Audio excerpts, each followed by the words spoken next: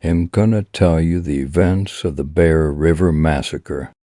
Historians consider it the worst massacre of Native Americans in U.S. history, yet few have ever heard of it. The Bear River Massacre of 1863 near what's now Preston, Idaho, left roughly 350 members of the Northwestern Band of the Shoshone Nation dead, making it the bloodiest and most deadly slaying of Native Americans by the U.S. military. The natives were slain after soldiers came into a valley where they were camping for the winter and attacked, leaving about 90 women and children among the dead.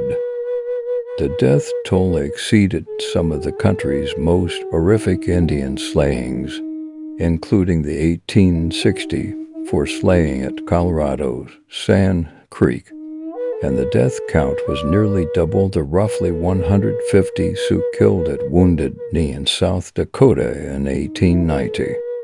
Historians said about 24 U.S.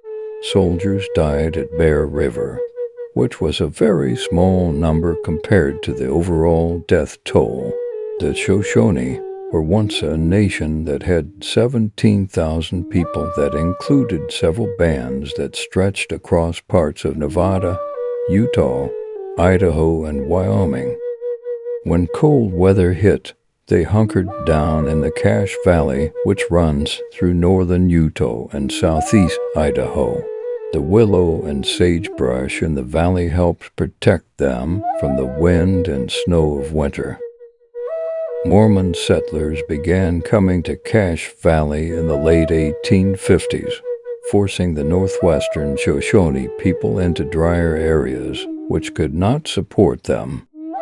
A number of Indian raids on settlers and on supply trains headed from Montana had the settlers asking the Army for help by 1862.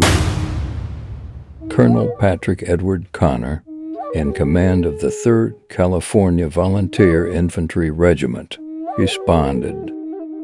He was convinced that Chief Bear Hunter's band, camped on Beaver Creek, was responsible for a number of murders and stolen goods.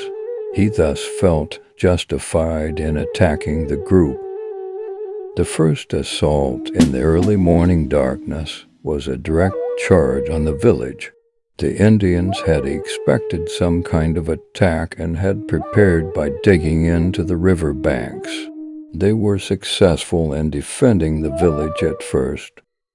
After Connor ordered some of his men to flank the camp, and after the Indians ran out of ammunition, the tide turned. Soldiers overran the village, burning lodges and killing everyone in their path. Rape and murder of women and children followed. Few Shoshone survived, most notably Chief Sagwitch, who worked to gather the survivors and keep the community together.